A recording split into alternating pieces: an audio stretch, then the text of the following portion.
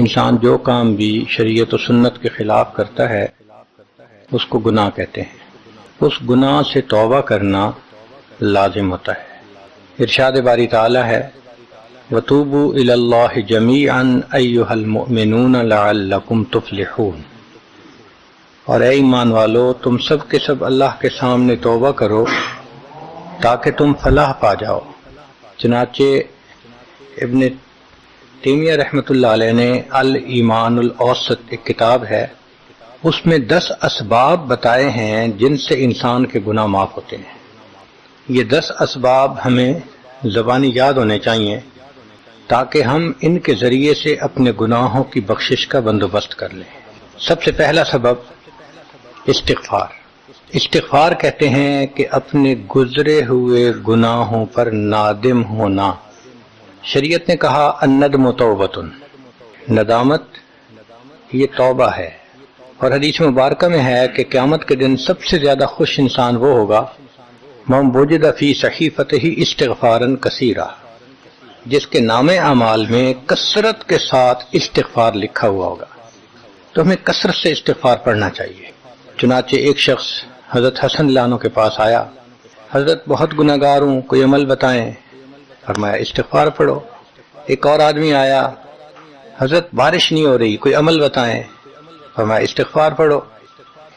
پھر ایک آدمی آیا کہ حضرت بہت قرضہ چڑھ گیا، دعا کریں کہ کوئی اسباب بن جائیں رزق کے، مال کے، تاکہ قرضہ اتر جائے. فرمایا استغفار پڑھو. پھر ایک شخص آیا کہ حضرت دعا کریں اللہ مجھے بیٹا دے دے. فرمایا استغفار کرو. ایک آدمی آیا میرا باغ ہے، دعا کریں کہ میرا پھل زیادہ لگے. فرمایا استغفار کرو. ایک آدمی آیا میری کھیتی باڑی کی زمین ہے، دعا کریں پانی اندر سے نکل آئے. فرمایا استغفار کرو. اب سننے والا حیران کہ مختلف لوگ مختلف ضروریات آ کر بیان کرتے رہے، سب کے لیے ایک ہی جواب. تو اس نے پوچھا کہ حضرت کیا مسئلہ؟ تو فرمایا کہ دیکھو یہ جواب میں نے اپنی طرف سے نہیں دیا، قرآن مجید سے دیا ہے. اللہ تعالیٰ ارشاد فرماتے ہیں قرآن مجید میں فَقُلْتُ اسْتَغْفِرُوا رَبَّكُمْ إِنَّهُ كَانَ غَفَّارًا. تو سب سے پہلے استغفار کرنے سے گناہوں کی بخشش ہوتی ہے. یرسل السماء علیکم مدرارا، تمہارے اوپر اللہ بارشیں برسائے گا. ویمددکم باموال، اللہ مال کے ذریعے تمہاری مدد کرے گا. وبنین، اور بیٹوں کے ذریعے مدد کرے گا. ویجعل لکم جنات، اور اللہ تعالیٰ تمہیں درختوں پہ پھل زیادہ عطا کرے گا. ویجعل لکم انہارا، اور اللہ تعالیٰ تمہارے لیے زمین سے چشمے جاری فرما دے گا. آپ اگر غور کریں تو ہماری روز مرہ کی جو پریشانیاں ہیں وہ انہی میں سے ہیں. کوئی بیٹے کے لیے پریشان، کوئی کاروبار کے لیے پریشان، کوئی قرضوں کی وجہ سے پریشان. اس کا مطلب یہ ہے کہ اگر ہم استغفار کرنے کی عادت ڈال لیں تو ہمیں کسی اور عمل کی ضرورت ہی نہیں ہے. اور یہ عمل قرآن مجید میں بتایا گیا ہے، یہ پروردگار عالم کا کلام. ہم استغفار کم کرتے ہیں، کم از کم 100 مرتبہ صبح اور شام استغفار کا کرنا معمول بنا لینا چاہیے. آپ لوگ ڈرائیو کرتے ہیں اپنے دفتر جاتے ہوئے تو راستے میں جو آدھا گھنٹہ لگتا ہے اس میں کیا کرنا ہوتا ہے؟ بعض لوگ نعت سن لیتے ہیں، تلاوت سن لیتے ہیں، وہ بھی عبادت ہے. لیکن اس سے زیادہ بہتر یہ ہے کہ انسان خود پڑھے کچھ. تو اگر اس دوران آپ استغفر اللہ ہی پڑھتے رہیں تو سینکڑوں دفعہ استغفار نامہ اعمال میں لکھا جائے گا. اور اگر پورا پڑھ لیں استغفر اللہ ربی من کل ذنب واتوب الیہ تو یہ سونے پہ سہاگے والی بات ہے. تو اپنے ٹائمنگز کو ایسے ایڈجسٹ کریں کہ اس میں درود استغفار کثرت کے ساتھ آپ پڑھ سکیں. چونکہ حدیث پاک میں یہ فرمانا کہ قیامت کے دن وہ بندہ بہت خوش ہوگا جس کے نام اعمال میں استغفار زیادہ ہوگا. دوسرا سبب ہے توبہ. توبہ اور استغفار بہت قریب قریب ہیں، ان میں لائن آف ڈیمارکیشن ڈالنا تھوڑا ڈیفیکلٹ ہے. مگر علماء نے لکھا ہے کہ استغفار پچھلے گناہوں پہ ریپینٹنس کو کہتے ہیں، اور توبہ آئندہ گناہوں کو کمٹ نہ کرنا، اس کی کمٹمنٹ کرنا، عزم کرنا، اس کو کہتے ہیں. توبہ عزم جازم، ایک عہد کرنا کہ میں نے آج کے بعد گناہ نہیں کرنا، یہ توبہ کہلاتا ہے. تو گویا توبہ کا تعلق آئندہ گناہ نہ کرنا، استغفار کا تعلق پاسٹ کے ساتھ ہے کہ میں نے جو کیا برا کیا، اللہ بس میری غلطی کو پلیز معاف کر دیں، اس کو استغفار کہتے ہیں۔ اور یہ استغفار کا حکم اللہ رب العزت نے اپنے حبیب صلی اللہ علیہ وسلم کو دیا، فسبح بحمد ربک واستغفرہ، حکم ہے، صیغہ ہے امر کا۔ اللہ کے محبوب صلی اللہ علیہ وسلم کو اگر یہ حکم ہے تو سوچئے پھر ہمیں استغفار کرنے کی کتنی ضرورت ہے۔ توبہ ہر بندے پہ کرنی ضروری، چنانچہ کافر ہے تو وہ کفر سے توبہ کر کے مسلمان بن جائے، مومن ہے گناہوں سے توبہ کر کے نیک بن جائے۔ جو نیک ہے وہ جو اپنے اعمال کے اندر غفلت ہوتی ہے، نماز کی غفلت، ذکر میں غفلت، تلاوت میں غفلت، اس غفلت سے توبہ کرے، اور جو کہے کہ جی میں تو اس سے بھی توبہ کرتا ہوں، تو بھئی ہم جو اعمال کرتے ہیں یہ اس کوالٹی کے تو نہیں کہ اللہ تعالیٰ کے ہاں قبولیت پا سکیں۔ اب پھر استغفار کرنا کہ اللہ اس کو قبول کر لیجئے، جو کہ اللہ کے محبوب صلی اللہ علیہ وسلم نے فرمایا ما عبدنا کا حق کا عبادتک، اے اللہ ہم نے عبادت نہیں کی جیسے عبادت کرنے کا حق تھا۔ اگر سید الاولین والآخرین صلی اللہ علیہ وسلم یہ فرماتے ہیں، ہم کس کھیت کی گاجر مولی ہیں، ہماری عبادتیں کیا عبادتیں ہیں؟ تو استغفار کرنا، توبہ کرنا ہم میں سے ہر بندے پر لازم ہے۔ تیسری چیز جس سے کہ گناہ معاف ہوتے ہیں، الحسنات الماحیہ، نیکیاں۔ جو انسان نیک اعمال کرتا ہے تو گناہ دھل جاتے ہیں۔ نیک اعمال کی مثال صابن کی ہے، گناہوں کی مثال میل کی سی ہے۔ صابن جتنا زیادہ لگتا ہے اتنا میل دھل جاتی ہے۔ ان الحسنات یذہبن السیئات، یہاں شیطان دھوکہ دیتا ہے۔ مثلا اگر کوئی بچہ تعلیم پا رہا ہے مگر کوئی گناہ بھی کرتا ہے، تیرے علم کا کیا فائدہ، گناہ تو چھوڑتا نہیں۔ بھائی اگر گناہ کرتے ہیں تو علم تو الٹا ان گناہوں کو دھوئے گا، وہ علم ہی چھڑوا دیتا ہے تاکہ دھونے کا مسئلہ ہی نہ رہے۔ اب عورت سوچے گی میں پردہ تو کرتی نہیں، نمازوں کا کیا فائدہ؟ یہ دھوکہ ہے شیطان کا۔ بھئی آپ نمازیں پڑھتی رہو، اس نمازوں کی برکت سے اللہ پھر پردے کی بھی توفیق دے دیں گے۔ تو نیکی نہیں چھوڑنی چاہیے کبھی بھی، یہ سوچ کے جی میں اچھا تو ہوں نہیں، کیا فائدہ؟ فائدہ ہے۔ جب اللہ فرما رہے ہیں کہ نیکیاں گناہوں کو دھو دیتی ہیں، بھئی گناہ تو ہم چھوڑتے نہیں اور نیکی آرام سے چھوڑ دیتے ہیں، یہ کہاں کی لاجک ہے؟ تو اس لیے نیکی بھاگ بھاگ کے کرنی چاہیے۔ اگر گناہ ہیں تو نیکی اور زیادہ کریں تاکہ نیکی کی برکت سے گناہوں کی ظلمت ختم ہو جائے اور دھل جائے۔ حدیث پاک میں ہے بندہ گناہ کرتا ہے لکھ دیا جاتا ہے، دوسرا گناہ، تیسرا، 5 گناہ کرتا ہے، پھر اس کے بعد وہ ایک نیکی کرتا ہے تو نیکی والا فرشتہ کہتا ہے کہ دیکھو اللہ کے ہاں دستور ہے من جاء بالحسنۃ فلہ عشر امثالھا، اس کو 10 نیکیاں ملنی تھیں، تم نے 5 گناہ لکھے ہیں نا، اچھا تم 5 گناہ مٹا دو، میں نامہ اعمال میں 10 نیکیوں کی بجائے صرف 5 نیکیاں بیلنس وہ ڈال دیتا ہوں۔ چنانچہ 5 گناہ مٹا دیے جاتے ہیں، 5 نیکیاں نامہ اعمال میں لکھ دی جاتی ہیں۔ اس لیے خوب نیکی کرنی چاہیے تاکہ اللہ تعالیٰ گناہوں کی ظلمت سے ہمیں محفوظ فرما دے۔ چوتھی چیز جس سے کہ گناہ معاف ہوتے ہیں، دعاء المؤمنین للمؤمن، جو ایمان والے ایک دوسرے کے لیے دعائیں کرتے ہیں اس سے بھی گناہ معاف ہوتے ہیں۔ چنانچہ عمر لانو جا رہے تھے عمرے کے لیے، نبی علیہ السلام نے فرمایا اے بھائی ہمیں اپنی دعاؤں میں نہ بھولنا۔ تو نبی علیہ السلام نے امت کو تعلیم دی کہ ایک دوسرے کو دعاؤں کے لیے کہنا چاہیے۔ یہ بہت اچھی عادت ہے کہ جب کسی سے ملیں جی ہمیں اپنی دعاؤں میں یاد رکھیں، والدین کو کہنا، بڑوں کو کہنا، دوستوں کو کہنا، کیا معلوم کس کی مانگی ہوئی دعا کام آ جائے۔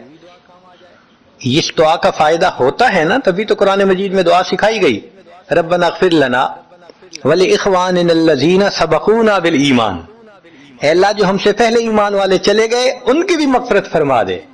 تو فائدہ ہوتا ہے تو قرآن نے دعا سکھائی ہے نا۔ تو ایمان والوں کی دعاؤں سے دوسرے ایمان والوں کو فائدہ ہوتا ہے۔ حدیث پاک میں ہے دوست کی دعا دوست کے پیٹھ پیچھے رد نہیں کی جاتی، کیوں؟ اس میں خلوص ہوتا ہے۔ تو اس لیے حدیث پاک میں ہے، مسلم شریف کی روایت ہے کہ اگر کوئی آدمی فوت ہو جائے اور 40 آدمی جنازہ پڑھ لیں جو ایمان والے ہوں، توحید والے ہوں، فرمایا ما من رجل مسلم یموت فیقوم علی جنازتہ 40 رجلا لا یشرکون باللہ شیئا الا شفعهم اللہ فی. اللہ 40 بندوں کی نماز جنازہ کو قبول کر کے میت کی مغفرت فرما دیتے ہیں. پانچواں عمل ما یعمل للمیت من اعمال البر. ہم اپنے فوت شدہ لوگوں کے لیے جو نفل کے کوئی نیک کام کرتے ہیں اس سے بھی ان کے گناہ معاف ہوتے ہیں. مثلا صدقہ کر دیا، قرآن پاک پڑھا، ان کو بخش دیا، ان کی طرف سے عمرہ کیا، حج کیا، ان نفلی اعمال کا ثواب ان کو ملتا ہے. اس کی وجہ سے ان کے گناہوں کو معاف کر دیا جاتا ہے. چنانچہ حضرت شیخ الحدیث رحمۃ اللہ علیہ نے فضائل ذکر میں یا کسی اور کتاب میں واقعہ لکھا ہے کہ ایک اللہ والے تھے، قبرستان کے قریب سے جاتے ہوئے انہوں نے کچھ پڑھ کے قبرستان والوں کو بخش دیا. رات خواب دیکھا کہ وہی قبرستان والے ہیں اور ایک آدمی آتا ہے جیسے کوئی ڈاک تقسیم کرنے والا ڈاکیا ہوتا ہے، اور سب اس کی طرف بھاگ پڑتے ہیں جیسے ڈاک لینے کے لیے ہو. ایک بندہ پیچھے آرام سے بیٹھا ہوتا ہے. وہ پوچھتا ہے کیا معاملہ؟ وہ کہتا ہے کہ یہ فرشتہ آیا ہے، روزانہ کی جو ڈاک آئی ہے نا نیکیوں کی، جو اولاد نے، رشتہ داروں نے، دوستوں نے کیے، لہذا وہ اعمال نیکیاں ملتی ہیں تو یہ سب لوگ جاتے ہیں کہ نیکیاں ملیں گی، ہمارا درجہ بڑھے گا. اس نے کہا کہ آپ کو ضرورت نہیں ہے.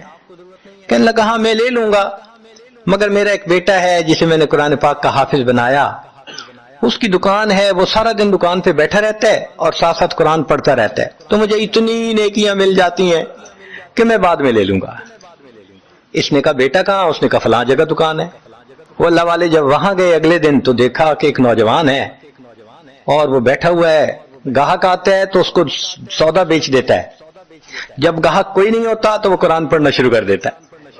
تو وہ سمجھ گیا کہ میرا خواب سچا تھا، اس بچے کے قرآن پڑھنے سے اس کے والد کو خوب بینیفٹ مل رہا ہے.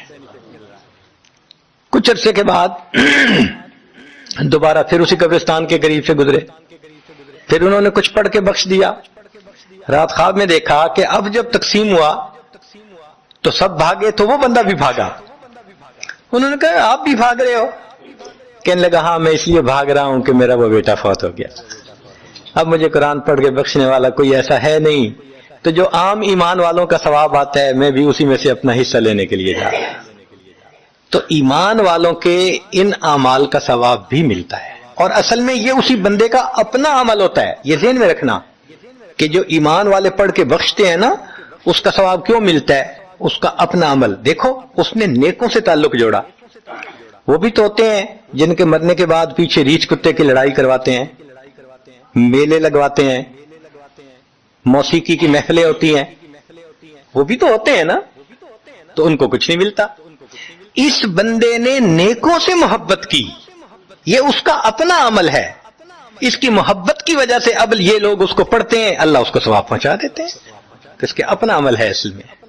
پھر چھٹی چیز جس کی وجہ سے گناہ معاف ہوتے ہیں، المصائب التی یکفر اللہ بها الخطایا فی الدنیا. دنیا میں انسان کو جو مشکلات، تکلیفیں، مصیبتیں پہنچتی ہیں ان کی وجہ سے گناہ معاف کر دیے جاتے ہیں. کوئی مصیبت دنیا میں پہنچتی ہے گناہ معاف ہوتے ہیں. چنانچہ نبی علیہ السلام تشریف فرما تھے، چراغ بجھ گیا، نبی علیہ السلام نے فرمایا انا للہ و انا الیہ راجعون. ام المومنین عائشہ صدیقہ عنہا نے پوچھا اللہ کے حبیب صلی اللہ علیہ وسلم یہ تو پڑھتے ہیں جب کوئی آدمی فوت ہو جاتا ہے.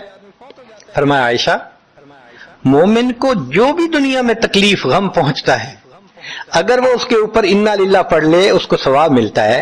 تو سوچنے کی بات ہے، چراغ کے بجھنے پر اگر ثواب ملتا ہے تو کسی عزیز کی زندگی کا چراغ بجھ گیا اس پر کتنا ثواب ملے گا. اس لیے تکلیف آئے تو پریشان ہونے کی بات نہیں ہوتی، صبر کرنے کی بات ہوتی ہے. انسان بے صبری کے ذریعے خواہ اس تکلیف پر ملنے والے ثواب سے اپنے آپ کو محروم کر دیتا ہے. بے صبری سے تکلیف ختم نہیں ہوتی، ثواب ملنا بند ہو جاتا ہے. تو بے صبری کا کیا فائدہ؟ اور ہو سکتا ہے کہ یہ مصیبت جو آئی یہ بندے نے خود مانگی ہو. یہ بھی عجیب بات ہے. آپ کہیں گے جی کوئی بندہ مصیبت تو نہیں مانگتا. ہاں ہو سکتا ہے مانگی ہو. کیسے؟ کہ دعا مانگی اللہ مجھے قیامت کے دن میرے محبوب صلی اللہ علیہ وسلم کے ہاتھوں حوض کوثر کا جام عطا کر دینا۔ اللہ نے دعا قبول کر لی، عمل تو ہے نہیں کہ یہ نعمت نصیب ہو، تو اب کیسے ملے گا؟ اللہ تعالیٰ بیماری، مصیبت، پریشانی کچھ اس کے اوپر بھیج دیتے ہیں۔ اگر یہ بندہ اس پر صبر کر لیتا ہے، اس کو بہانہ بنا کر اللہ اس کو وہ نعمت عطا فرما دیتے ہیں۔ چنانچہ ایک بزرگ تھے، 70s میں تھے، بیوی بھی اسی طرح بہت نیک تھی۔ بیوی نے کہا کہ میرا بڑا دل چاہتا ہے کہ نبی علیہ الصلوۃ والسلام کا دیدار نصیب ہو، میں بڑا درود شریف پڑھتی ہوں، نفل پڑھتی ہوں، مگر مجھے واضح زیارت نہیں ہوئی۔ آپ کو کوئی عمل آتا ہو تو بتا دیں۔ انہوں نے کہا عمل آتا ہے، کرو گی؟ کہا بالکل کروں گی۔ کہنے لگے اچھا جمعہ کا دن آ رہا ہے، خوب نہا دھو کے وہ جو دلہن والے کپڑے تھے نا تمہارے، کناری والے گوٹے، وہ پہننا اور میک اپ کرنا، خوشبو لگانا، اور میں بس جمعہ پڑھ کے آؤں گا تو پھر ٹھیک۔ اس نے کہا بہت اچھا۔ وہ اللہ کی بندی نہائی دھوئی، دلہن کی طرح خوب تیار ہوئی، کپڑے دلہن والے پہنے۔ ان بزرگوں نے جمعہ کی نماز پڑھی تو ساتھ بھائی کا گھر تھا اس کی، یعنی ان کی بیوی کا، تو بیوی کے بھائی کے گھر چلے گئے۔ اس کو جا کے کہا میری عمر دیکھو اور آ کے اپنی بیوی بہن کی حالت دیکھو۔ اس نے کہا کیا مسئلہ؟ وہ ساتھ آ گیا، اور جب گھر آ کے اس نے دیکھا تو بیوی تو دلہن بنی بیٹھی ہے۔ بھائی کو غصہ آیا، تمہیں اپنی یہ تمہاری عمر اور یہ تمہارے لچھن۔ اس نے تو ڈانٹا اور وہ بیچاری روئی، اس کا دل ٹوٹا، رو رو کے حال برا، سو گئی۔ اللہ کی شان کہ اس نیند میں اس کو نبی علیہ السلام کی زیارت نصیب ہو گئی۔ اب وہ اٹھی تو وہ خوش بھی ہے اور پریشان بھی ہے۔ خوش اس بات پہ کہ زیارت ہو گئی، اور پریشان اس بات پہ کہ میاں نے کیا کیا، خود کہا دلہن بنو اور خود بھائی سے مجھے ڈانٹ پڑوا دی۔ تو پھر اس نے پوچھا کہ آپ نے ایسا کیوں کیا؟ انہوں نے کہا دیکھو میں تمہاری زندگی کو قریب سے جانتا ہوں، میں نے تمہیں اتنا پیار محبت سے رکھا ہے کہ تمہیں زندگی کے کوئی تکلیف نہیں پہنچنے دی میں نے۔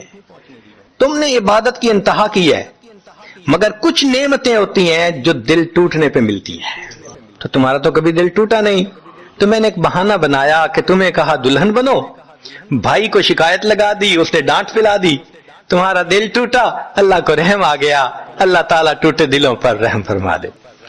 تو ممکن ہے کہ یہ مصیبت، یہ پریشانی اللہ کی طرف سے ہمارے لیے انعام کا سبب بن کے آئی ہو۔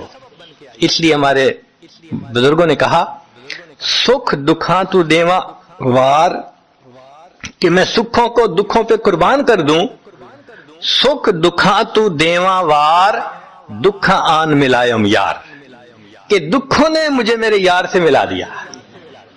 اللہ کو بڑا ترس آتا ہے اس بندے پر جس پر کوئی مصیبت آتی ہے، پریشانی آتی ہے۔ پھر ساتویں چیز جس سے کہ گناہ معاف ہوتے ہیں، ما يحصل فی القبر من الفتنة والزغطة والروع، قبر کے اندر انسان جب جائے گا تو اس کو وہاں پر زغط قبر پیش آئے گا، قبر دباتی ہے، اس قبر کے دبانے سے بھی گناہ معاف ہوتے ہیں، اور یہ زغط قبر ہر کسی کو پیش آئے گا۔ سعد لانو ایک صحابی ہیں، نبی علیہ السلام نے ان کا جنازہ پڑھایا اور اللہ کے محبوب صلی اللہ علیہ وسلم پنجوں کے بل چلنے لگے، تو صحابی نے پوچھا اے اللہ کے حبیب صلی اللہ علیہ وسلم آپ ایسے چل رہے ہیں؟ فرمایا سعد کی نماز جنازہ میں شرکت کے لیے اتنے فرشتے آسمان سے اتر آئے، مجھے پاؤں رکھنے کی جگہ نہیں مل رہی۔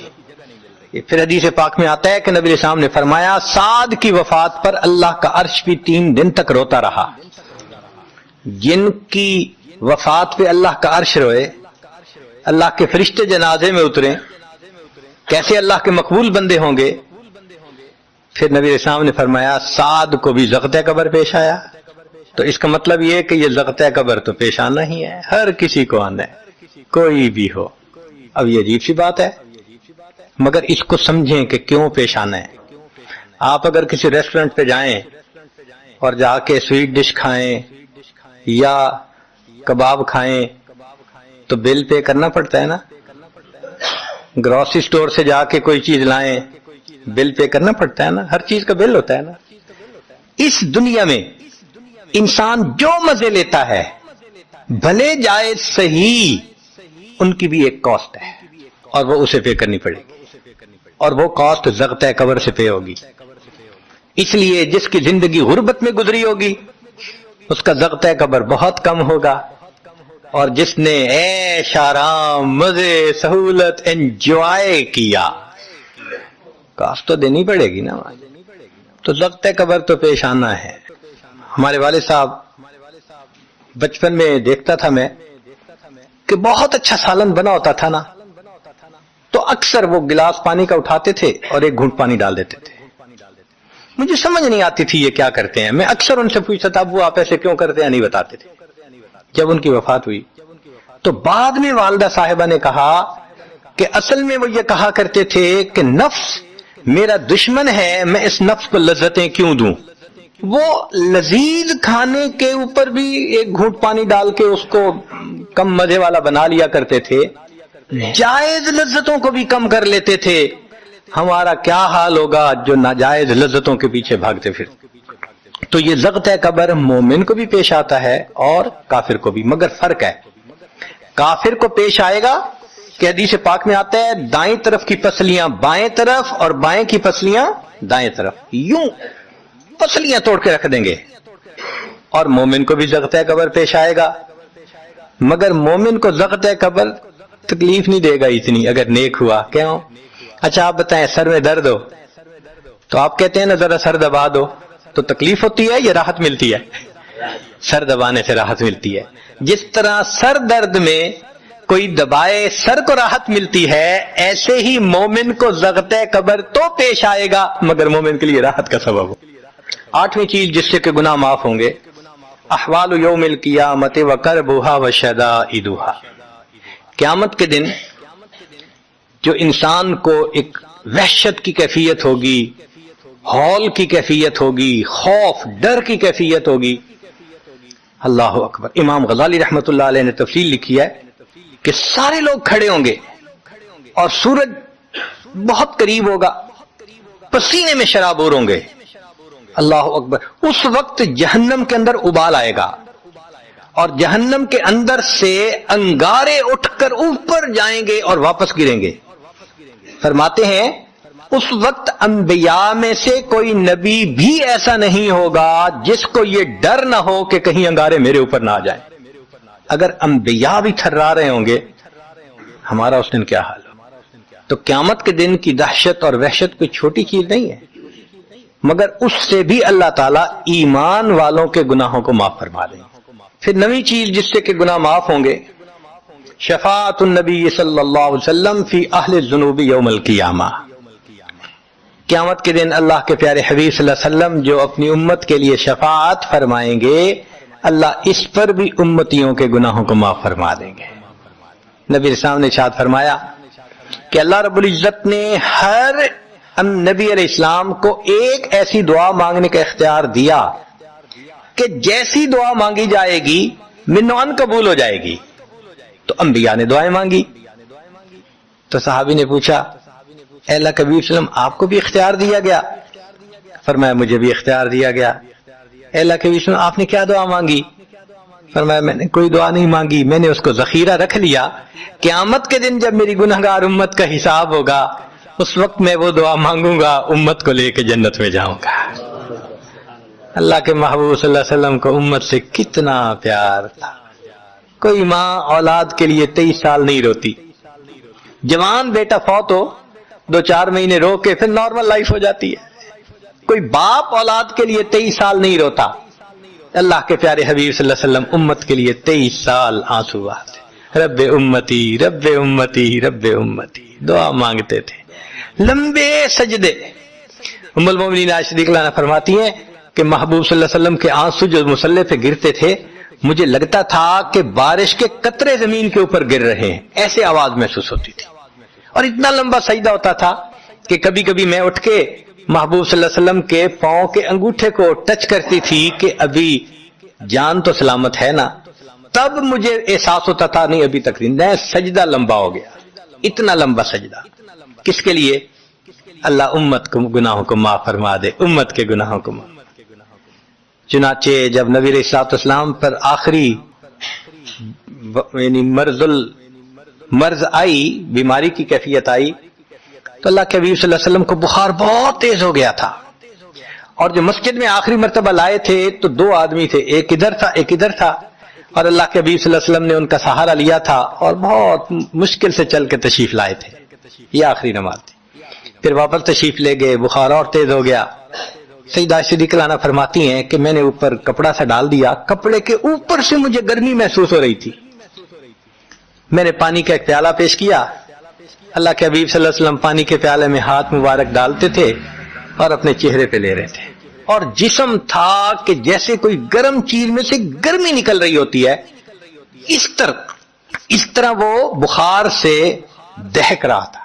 فرماتی ہیں کہ مجھے محسوس ہوا کہ یہ تو بہت تیز بخار ہے، کبھی ایسا نہیں دیکھا۔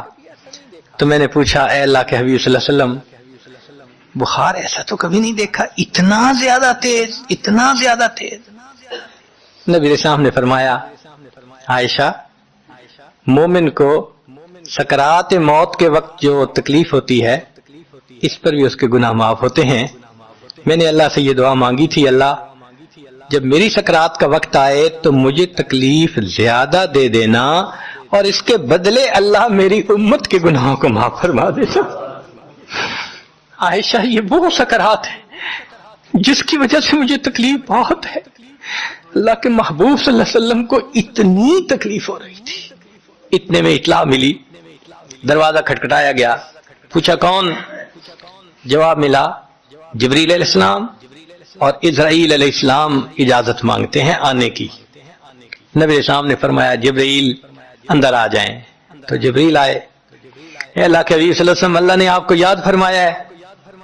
نبی علیہ السلام نے فرمایا جبریل اللہ تعالیٰ سے پوچھ کے یہ پہلے بتاؤ میرے بعد میری امت کا کیا حال ہوگا، پہلے پوچھ کے بتاؤ۔ جبریل علیہ السلام نے اللہ تعالیٰ سے پوچھا، رب کریم نے کہا، فرمایا میرے محبوب سے جا کر کہہ دو اے محبوب آپ کے بعد آپ کی امت کو تنہا نہیں چھوڑیں گے۔ جب نبی علیہ السلام کو تسلی ہو گئی، محبوب نے فرمایا اچھا ملک الموت کو بھی اندر آنے دو۔ اللہ کے محبوب صلی اللہ علیہ وسلم کو امت سے ایسی محبت تھی، اللہ اکبر۔ چنانچہ حدیث پاک میں ہے کہ نبی علیہ السلام نے فرمایا خیرت بین ان یدخل نصف امتی الجنہ و بین شفاعہ، اللہ رب العزت نے مجھے چوائس دیا، اختیار دیا کہ اے میرے حبیب صلی اللہ علیہ وسلم آپ چاہیں تو آپ کی آدھی امت کو بلا حساب جنت بھیج دیں گے، اور آپ چاہیں تو جن کی آپ شفاعت کریں ان کو بھیجیں گے۔ نبی علیہ السلام فرماتے ہیں فاخترت الشفاعہ، میں نے شفاعت کو چن لیا، لأنہا اعم و اکثر، اس لیے کہ میری شفاعت پر آدھی سے زیادہ امت کے لوگ جنت میں چلے جائیں گے۔ اللہ اکبر۔ پوچھنے والے نے پوچھا اے اللہ کے حبیب صلی اللہ علیہ وسلم اترونہا للمتقین، کیا آپ کی شفاعت نیکوں کے لیے ہوگی؟ فرمایا لا ولکنہا للمذنبین الخطائین المتلوثین، نہیں میری شفاعت میرے امت کے گناہ گاروں کے لیے ہوگی۔ اللہ کے حبیب صلی اللہ علیہ وسلم کی شفاعت کا نصیب ہو جانا یہ بھی گناہوں کی بخشش کا سبب ہے، مگر شفاعت کس کو نصیب ہوگی اس کی بھی تفصیل سن لیجئے۔ کچھ لوگ ہوتے ہیں سنت کو دیکھتے ہیں ان کا دل خوش ہو جاتا ہے، وہ سنت رکھنے والے کو انکریج کرتے ہیں، اس کو مورل سپورٹ دیتے ہیں، نہیں تم نے اچھا کیا۔ اور کچھ وہ ہوتے ہیں کہ جو دیکھتے ہیں چہرے پہ سنت سجی، کیا ملا بن گئے، کیا تم نے چہرے پہ کر لیا۔ علماء نے لکھا جس نے سنت کو دیکھ کر ناگواری کا اظہار کیا اس نے اپنے آپ کو شفاعت سے محروم کر لیا۔ یہ نہیں ہے کہ ہم سنت کا مذاق بناتے پھریں اور ہمیں شفاعت نصیب ہوگی، نہیں، احترام ہو دل میں سنت کا۔ نبی علیہ السلام کی ایک ایک سنت پہ قربان ہو انسان، جب یوں محبت ہوگی تو پھر نبی علیہ السلام کی شفاعت بھی ان کے لیے ہوگی۔ 10واں سبب جس سے کہ گناہ معاف ہوں گے، رحمت اللہ و عفوہ و مغفرتہ بلا سبب من العباد، قیامت کے دن انبیاء کرام شفاعت کریں گے، بخشش ہوگی، پھر علماء کریں گے، شہداء کریں گے، پھر سب جنتی شفاعت کریں گے، حتیٰ کہ کوئی ایسا نہیں رہے گا کہ جو کسی اور کی شفاعت کرے۔ اور وہ لوگ جہنم میں ہوں گے کہ جن کا کوئی جنتی واقع بھی نہیں ہوگا۔ اللہ اکبر، سالوں وہ